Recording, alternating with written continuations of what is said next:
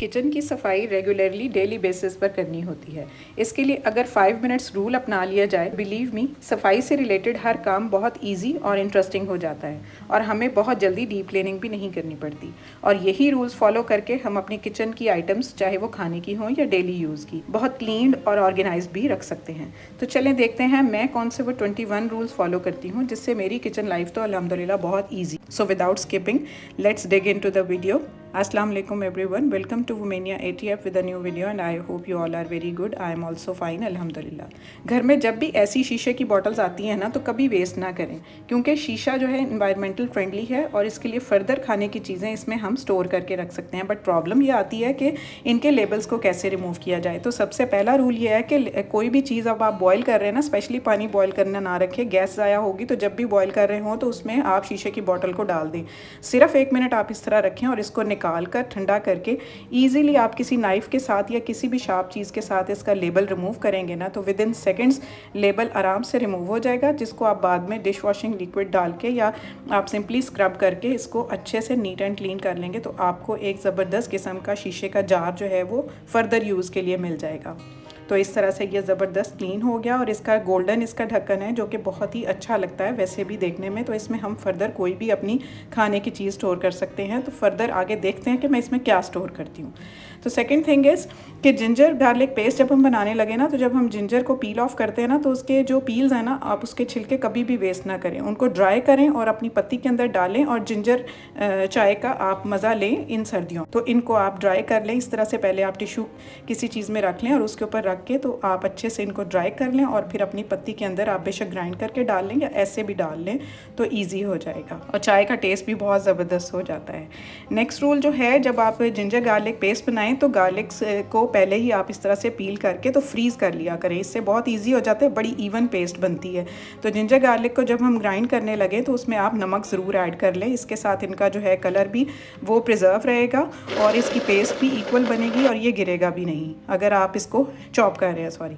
तो उसके बाद आप जब इसको निकालें तो शीशे की बोतल में निकाल के स्टोर करें, तो ये बहुत अच्छी और ज़्यादा देर तक स्टोर रहेगी। प्लास्टिक की बोतल अवॉइड करें और जब आप इनको स्टोर कर रहे हों तो नमक तो हम ऑलरेडी डाल चुके हैं, जब आप इसको सारे को बोतल में डाल लें तो उसके बाद आप इसके अंदर थोड़ा सा कोई भी वेजिटेबल ऑयल लेकर ना वो भी इसके अंदर डाल सकते हैं, तो इसकी लाइफ और ज़्यादा बढ़ जाएगी। बेशक आप अब इसको फ्रिज में स्टोर करें या फ्रीज़र में आप क्यूब बना के भी स्टोर कर सकते हैं। नेक्स्ट रूल है कि आपने स्टील का स्पून यूज़ नहीं करना, प्लास्टिक का स्पून यूज़ करना है, क्योंकि स्टील का स्पून जो है वो रस्ट उसको लगने का ख़तरा होता है, तो आप उसको यूज़ ना करें। तो प्लास्टिक का स्पून इसके लिए यूज़ करके, तो ये देखें ढक्कन भी कितना ज़बरदस्त है, तो हमारा ये शीशे का जार फर्दर यूज़ में आ गया।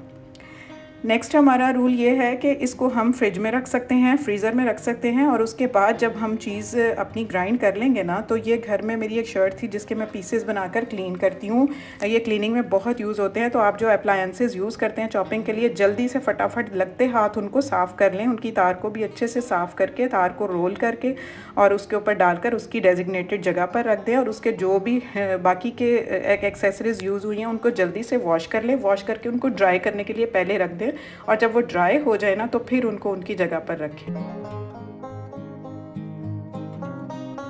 तो इस तरह से नेक्स्ट हमारा रूल ये है कि ये जो हमारा जो सिंक एरिया ना, यहाँ पर पानी बहुत ज़्यादा यूज़ होने की वजह से ये गंदा हो जाता है। 3 दिन मैं घर पर नहीं थी तो मेड ने वैसे ही इसको बहुत ज़्यादा लाइट लिया तो ये गंदा हो गया है। तो और ये इसी तरह ये सिंक का जो जाली है ये भी गंदी हो गई है, तो इसके लिए अब मैं इसको खुद आज साफ़ करने लगी हूँ। थोड़ा सा ब्लैक ऑयल लिया, ये सल्फोनिक एसिड है और पंसारी की शॉप से ईजीली अवेलेबल होता है, जो ये हमारे साबुन और सर्फ बनाने वाली शॉप्स होती हैं। तो नीम गर्म पानी मैंने इसके अंदर डाल लिया, 4 हिस्से पानी और 1 हिस्सा इसके अंदर ब्लैक ऑयल है। सिंपली उसको मैंने एक पेस्ट थी उसकी बना ली है। ये हमारा सोल्यूशन इतना ज़बरदस्त हो गया है कि इससे मैं इतने सारे काम करूँगी ना। उसके बाद नेक्स्ट ये है कि हम कॉम्ब ले लेंगे। कॉम्ब जो है आप कोशिश करें कि हैंडी कॉम्ब लें ताकि आपको इसको पकड़ना ईजी हो। फिर घर में कोई भी आपकी सॉक्स हो तो वो आप उसको इसके ऊपर सिंपली आप चढ़ा सकते हैं और उसके बाद आप इसको इस तरह से होल्ड करके अच्छे से और उसको सोल्यूशन में डिप करके तो चलें अपने अफेक्टेड एरिया की तरफ और ईजीली उस एरिया पर आप इसको रब करेंगे ना तो इतना अच्छा ये क्लीन हो जाएगा। विद इन सेकेंड्स, आपको 5 मिनट नहीं लगेंगे और आपका ये सारा बर्तनों की वॉशिंग का एरिया एकदम चमक कर नीट एंड क्लीन हो जाएगा।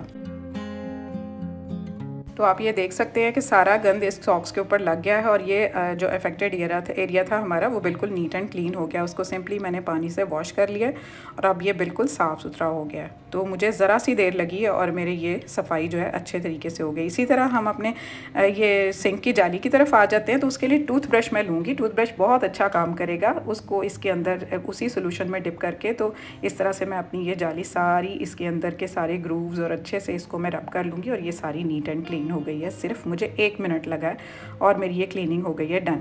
उसके बाद ये सोल्यूशन अभी तो काफ़ी बचा हुआ है, इससे तो मैंने बहुत काम लेने हैं। तो जितने हमारे प्लास्टिक के ये टूल्स होते हैं ना, मैं तो खैर बहुत कम मेलामाइन यूज़ करती हूँ। कोई ऐसी आइटम्स होती हैं जैसे ये स्पून्स कोई हो गए या ये जग के ढक्कन होते हैं या हमारी ये जो ट्रेज़ होती हैं ना, ये भी मेलामाइन की होती हैं और इनके ये जो ग्रूव्स होते हैं ना, मार्जिन्स और इनके एजेस होते हैं, ये पिछली साइड पर बहुत गंदे हो जाते हैं। तो इनके लिए फिर मैंने ये ब्रश यूज़ करती हूँ कोई भी लेकर, तो इसी सोल्यूशन में डिप करके तो सिंपली मैं अप्लाई करूँगी इसके ऊपर और ये सारा नीट एंड क्लीन हो जाएगा। तो हमारी जो मेलामाइन के बर्तन हैं वो भी इस तरह से इसी सोल्यूशन के साथ साफ़ हो जाएंगे। और ज़रा सा मेरा ब्लैक ऑयल लगा है, सिर्फ 1-2 ड्रॉप्स, और उसके बाद पानी में उसको मैंने डाला है और कितनी सारी मैंने क्लीनिंग कर ली। अब आप देख रहे हैं कितनी सारी चीज़ों की क्लीनिंग पॉसिबल हो गई है। अभी तो आगे चलकर आप देखेंगे कि अभी इसको फर्दर भी मैं यूज़ में किस तरह से लेकर आती हूँ। तो इस तरह से हमारे ये प्लास्टिक के बर्तन नीट एंड क्लीन हो गए। इनको अब मैं ड्राई करके तो इनकी जगह पर रख दूँगी।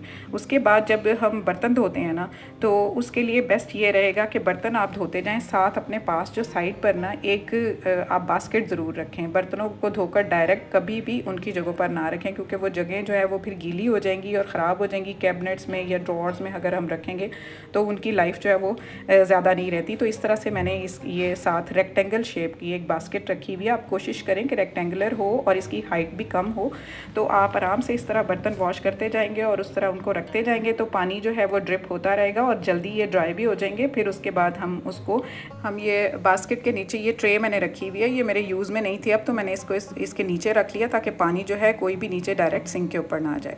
तो उसके बाद अगर आपके पास ये प्लेट्स का ऑर्गेनाइज़र है तो डायरेक्ट आप प्लेट्स को उसके ऊपर रख सकते हैं। अदरवाइज़ आपके पास अगर नहीं है तो आप पहले माइक्रोफाइबर क्लॉथ या कोई भी आप टॉवल साफ़ ले लें, उसके ऊपर पहले अपने बर्तन रखें धोकर, ताकि वो अच्छे से ड्राई हो जाएं, तो फिर उनको उनकी डेजिग्नेटेड प्लेसेस पर आप रखें।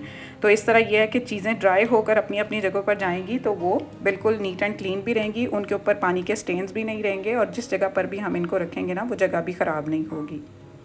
तो इस तरह से अब नेक्स्ट रूल ये है कि इस फाइबर क्लॉथ को हम तय लगाएंगे, इसको वॉश, अगर ये गीला हो गया तो ड्राई करके इसको इसकी डेजिग्नेटेड प्लेस पर रख देंगे। तो नेक्स्ट हमारा रूल ये है कि जब हमने बर्तन अब वॉश कर लिए ना, तो हम अपने ये इस वॉश करने के दौरान, बल्कि उससे पहले ही आप इसके ऊपर इस तरह का कोई भी टॉवल लाइक क्लॉथ रख लेंगे ताकि आपके कपड़े गंदे ना हों। तो उसके बाद ये मेरे जो किचन के काउंटर टॉप के बैक वॉल पे जो टाइल्स लगी हुई है ना, वो सारी ग्रूव्स वाली टाइल्स हैं। ये इनके ऊपर ये बॉर्डर सा बना हुआ है, तो ये सारे ग्रूव्स के अंदर ना बहुत गंद लग जाता है। तो यही वाला जो सोल्यूशन मैंने बनाया है ना, इसको पहले मैंने ब्रश के साथ साफ़ किया, लेकिन ये साफ़ नहीं हो रहा था। फिर उसी मैंने सॉक्स और कंघी के साथ जो है इसको साफ़ किया, तो सारे ग्रूव्स के ऊपर पहुँच ईजी हो गई है और मेरी ये जो टाइल्स हैं पीछे वाली बहुत अच्छे से नीट एंड क्लीन साफ़ हो गई हैं। तो मुझे ज़रा सी भी कोई भी एफ़र्ट नहीं करनी पड़ी और ये एक सोल्यूशन के साथ मैंने इतनी सारी क्लीनिंग कर ली। और ये वाइप्स तो मैंने बनाए ही हुए हैं, अपनी शर्ट को काट के छोटे छोटे पीसेस रखे हुए हैं जो हमारी किचन की नॉर्मल क्लीनिंग में बहुत यूज़ हो रहे होते हैं। तो आप इनको ज़रूर रखा करें, तो ये बहुत काम आते हैं, महंगे वाइप्स लेने की ज़रूरत नहीं पड़ती है।